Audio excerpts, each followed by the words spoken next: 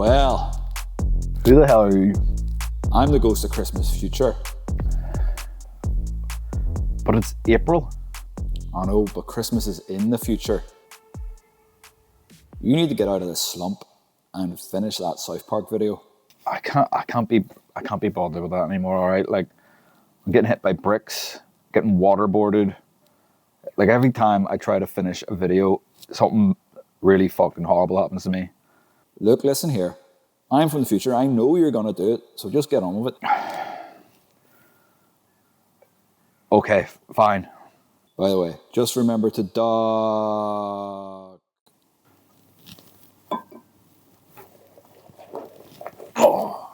You know, I really learned something today. You can't let other people get you down. You just gotta press on and have faith in yourself that, here, hold on a second.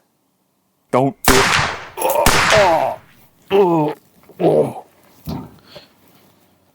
Oh my god. They killed BigBadBurns. Those bastards.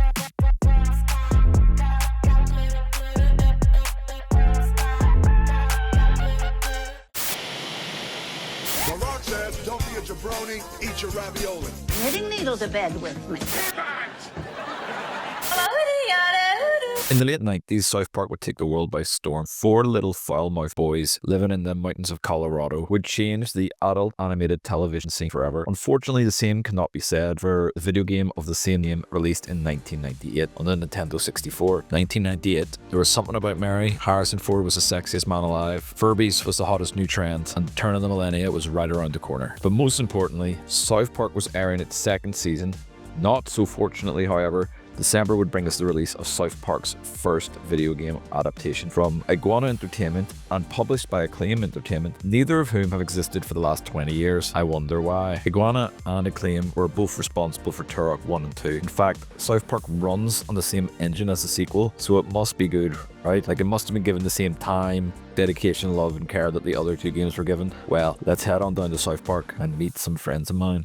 So the game lets us choose which one of the guys we play as. I choose Stan because I think he's the least annoying to listen to over Cartman or Kenny. And also I kind of feel like he's the main character as opposed to Kyle. But let me be very clear, it doesn't matter at all. There is no difference in the gameplay between the boys. And not only that, your very first objective is to find the other 3 boys. So once you change weapons, you play as all of them. So I don't get it. It doesn't really matter at all. I chose to play on hard here. I really wish I hadn't. Like, God, I wish I had just picked easy. Like, the choice isn't whether or not the game's hard. It's how long you want to play this slop. It just makes the enemies have more health. I also want to be transparent here that this game had a Nintendo 64, a PS1, and a PC version. And I'm playing it on the PC version with a small mod that fixes the fog distance issue. So just for clarity's sake, here's a comparison between the versions that were released versus the version that I'm playing. So the only real difference is the fog distance. So I'm happy enough with that. What's weird is the Nintendo 64 version was actually the worst. Considering Nintendo was and still is to an extent quite strict on what games are released on their consoles, it's kind of shocking that they actually let this one get through. What's even stranger than that, Nintendo seems to have paid for early exclusivity on this. I do suspect, however, like maybe this was like RoboCop action figures and it was in fact marketed to kids because it released on Nintendo 64 first and just before Christmas. It's kind of bizarre.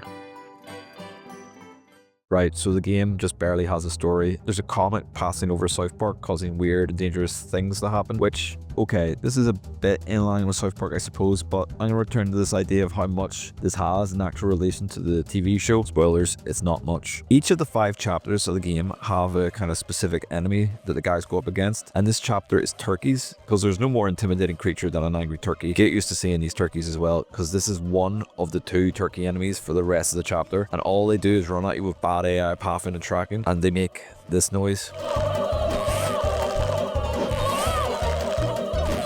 Brilliant. So my first line of defense against the turkeys is throwing a snowball with a piss-covered snowball alternative attack. And you know, it's not really a bad weapon. It has infinite ammo. It's quick, but I'm gonna be a little pedantic. The boys in the first season, at least, of South Park never throw a snowball. And in fact, almost none of the weapons exist at all in the show. Fair enough, this is an FPS and South Park is an adult cartoon. And this little fact right off the bat might just illustrate why this wasn't such a great idea. The only barely relevant weapon is a Terrence and Phillip doll, which even then, there isn't a Terrence and Phillip doll in the show. As I get through the first level, it becomes clear that the game is just gonna throw waves and waves of enemies at me, just pathing in this straight line towards me. And most of the time you need to kill these waves to progress through the game. There's absolutely zero thought put into the enemy placement, which is a big no-no in a boomer shooter. Although calling this a boomer shooter is quite generous, but I don't really know what else to call it. In this first level is when we also get the dodgeball weapon, which is just a bit stronger than the snowball, but has some ricochet elements. And then we run into the only other enemy in this chapter, the tank turkey, which is like a giant Scottish robot turkey. I don't really get it. It can be somewhat more irritating than the normal turkeys. It spits out other smaller turkeys, but thankfully, because I have the dodgeballs at this stage, it does make it a little easier to handle. A super awesome thing about the tanks is that if they get low health, they will start running towards the level start,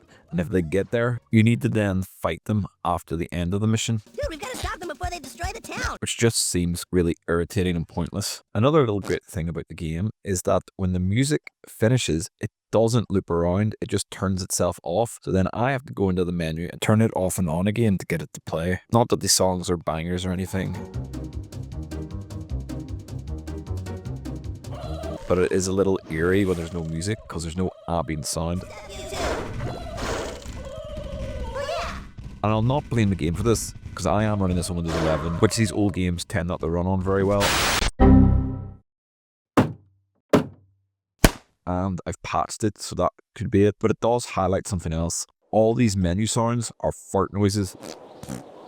Look, South Park does have some turret humor. Like, it does have the singing Christmas poo, and particularly in season 1, the boys will occasionally just fart, and that's the joke.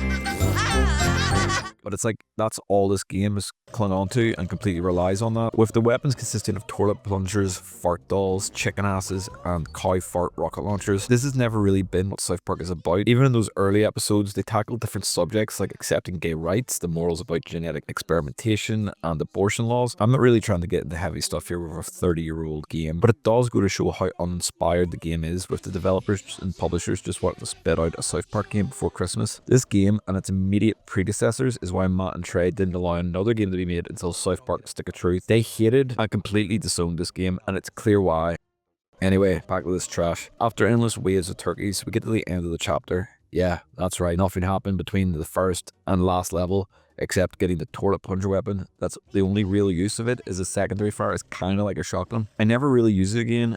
It's trash, it's got no impact, and the feedback is basically non-existent. It's immediately replaced by any of the weapons that come after it. The only real positive is that you can pick up the ammunition afterwards. The final boss of this chapter, which each chapter has a final boss, is the giant robot mama turkey, who to defeat, you just have to follow behind her, attacking her in the ass. A complete non-issue, although she does have a second level dedicated to her, where you need to chase her down this canyon and basically just do a longer fight with her, and it's exactly the same. I do accidentally die here, and my worst fear is realized. Dying means a level restart. Like, I can kind of handle bad checkpoint systems, but level restarts are horrific, particularly when you're doing really boring 20-minute long missions. I get the Terrence and Phillip doll here, which is basically just like a gas bomb with a proximity secondary, and they're not bad. They actually do a lot of damage to the enemies. They're useful against bosses and stuff like that. So the giant turkey boss takes about 10 minutes, and that's chapter 1 finished. Now moving into the second chapter, we're introduced to the new baddies, the clones, which are kind of similar to Stan's clone from the show. They're big and gangly, and they have a ton of health. So unlike the turkeys, they're a much spongier enemy, which means the game is going to take longer from this point on. There is a bit more variety in these clones, but I think they're all just reskins. Like, there's no difference between any of the different types of clones. Even the tank clones are just a bit bigger and have a second head, so this is a very samey kind of chapter. But speaking of the different chapters having different enemy types, I'll get this out of the way now. Chapter 1 is the turkeys, 2 is the clones, 3 is cows and aliens, 4 is robots, and 5 is toys. So those first 3 chapters, they do have some connection to South Park. The boys do face issues with turkeys, clones, and aliens in the first season, and a bit of cows. Robots and toys, however, are a complete ass-pull. None of the bosses are from the show, except for some reason Mr. Hat controls the robot boss. There was plenty of bosses to pull from the show. Mecha Streisand, Scuzzlebutt, Stan's clone, fucking Satan was in the first season of South Park, just to name a few. They'd have made sense. Like, my god, just talking about normal enemies as well, there are zombies in the first season of South Park. Now, maybe I have to give them a little bit of praise for coming up with their own bosses and some of their own enemies, but they do feel very uninspired. And this is a South Park game. People wanted South Park. That's the whole point. Fighting no-name turkeys, blobs, and generic robots doesn't really cover it.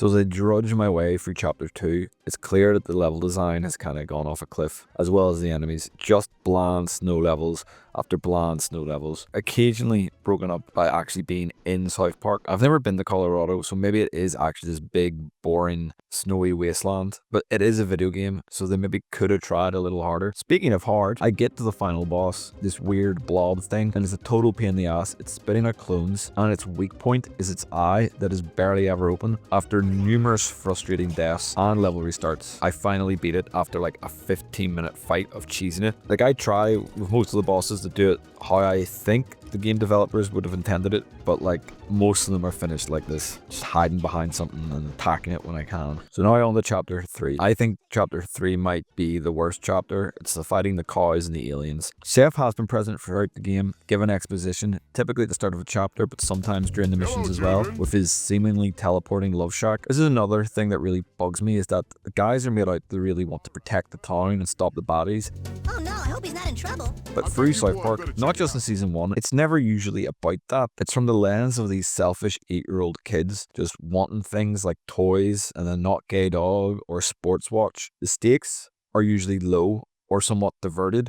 Like Stick of Truth does it right, where the boys are just playing, but you still get wrapped up in the world of the game and South Park as a whole. Up until this point of the game, it did hold some novelty for me. Like, it was a little boring and lackluster, but it was interesting to revisit this game from the 90s with a South Park backdrop. But chapter 3 is when it becomes a slog. Overly tough enemies and just arena after arena of endless waves of enemies. One of the small saving graces was realizing that Dart Gun's alternative fire was really powerful. And since it only uses one dart at a time, it's quite efficient. So basically, that's all I use for the rest of the game. Sure, the Terrence and Phillip dolls and the cow launcher weapons are good and take down big enemies quickly, but they are in short supply and best kept for tougher enemies and bosses. Eventually, after killing countless aliens and downing UFOs with snowballs, we arrive on the mothership, which is just more alien murdering, but with some infuriating platforming involved along the way, with this really weird secret that should basically just be a bug. It's so weird. Who thought this was a good idea? A lot of the secrets throughout the game are like this, where they're just completely nonsensical, with invisible walls and having to climb up the side of cliff faces. At the end of this final mission is a giant orb that serves as the boss that almost immediately kills me. Now I have to start all over again with this one mission. It took me over an hour and it's so boring. To top it off, to kill the boss, I just stand behind this pillar, hold left click for a literal 15 minutes. You know what I could have done with those 15 minutes? Watch most of an episode of South Park. Seemingly, that would have been more than anyone who worked on this game did. So now we're in the chapter 4. First it's the turkeys, then the asshole clones and aliens. I'm sick of all this. Whoa, dude, calm down. We're randomly fighting TV robots. The game actually calms down a little bit here. Like, chapter 3 was actually the fucking worst, but the TVs and robots aren't too bad. Like, I'd still rather be doing anything else with my time.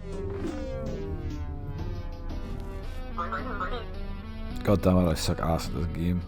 But you know, most of the suffering is over. Although, in saying that, with all these spongy enemies and long ass levels, I feel like the game actually doesn't respect my time. Like, this is only a 4 to 6 hour game max, but it feels so much longer. Like, even the power-ups, something that is meant to improve the gameplay experience, is lackluster. They don't last any time at all, which makes them basically useless. So at some point, I just stopped trying to pick them up. There isn't a lot more to say about this chapter, except around about this point, the game starts to get really cute and spawn enemies behind me randomly, which is something it hasn't done before, so bravo, they get the kill and have to do the mission all over again. That'll teach me for trying to enjoy a video game. I get to the aforementioned giant robot boss controlled by Mr. Hat, who is the closest thing to an actual boss from the show in the game, which is okay, fair enough. Mr. Hat was hinted to be a little mischievous or had a dark side in the first season. Kill her. This still is a bit of an ass pull. The boss itself was simple enough mechanically. I shot it till it died and I strafed around the room, but it did eat up all of my ammo, so having to resort to the snowball throwing was a bit of a pain. So here we are, the final chapter. It's all gonna come to a head tonight, children. The comet is near South Park. Oh, great. So now what? We're gonna have to fight killer toys? Yo, really scared pathetic. the toys. I actually like the toys. They were actually very easy, and the level design is actually half decent throughout the missions here. I don't know if I actually just got acclimated to the slop, or maybe they did these missions first or something, but there is varied enemy design here. Some of them are challenging without being damage sponges. The planes can go fuck themselves for being pains in the ass, but really the last chapter was probably the best part of the game, which, you know, kind of sucks in and of itself, except the last boss. The last boss actually sucks. The first kind of phase is easy enough, but when you have to hit him from behind, turns out this is a borderline impossible. So I give up. That's right. As I am writing this, I didn't beat the last boss because I didn't have enough ammo to beat him, and I had to keep my sanity. So now, having put it off, I have to go back and reload the game from the previous mission so I can conserve ammo to have a better chance of beating him. Now that the game has stolen another hour of my life, the plan worked, and like most bosses, I achieved them using cow farts. Truly, the artistic design of the game come to fruition. The game is over, and we get our last dead Kenny gag. I want to say that this game isn't that bad. I remember playing it when I was younger, and I have some nostalgia for it, but it does, after a while, begin to feel repetitive. And the real issue stems from the lacking substance and totally butchers the IP that it's trying to use to sell itself. It focuses on toilet humor, the stumble to the finish line. My only reprieve from ball-crushingly boring gameplay was when the game would take pity and throw weaker or fewer enemies at me to make the game easier. But it never really was that fun. It's no wonder that the creators of South Park, Matt and Trey, completely disowned the title. There was no major release of a South Park title after Chef's Love Shack and South Park Rally until Stick of Truth, which the duo personally oversaw the development of. As a kind of a full disclaimer at the end, I am a fan of South Park, so I am going to gush a little here and say that if nothing else, the game at least stands as a testament to the dedication and faith in their product that Matt and Trey have. This game came out a year into South Park and was a totally forgettable hot pile of garbage, while the show has had a movie and a handful of specials and is approaching its 30 years of age, and honestly, it still manages to be a brilliant piece of television to this day.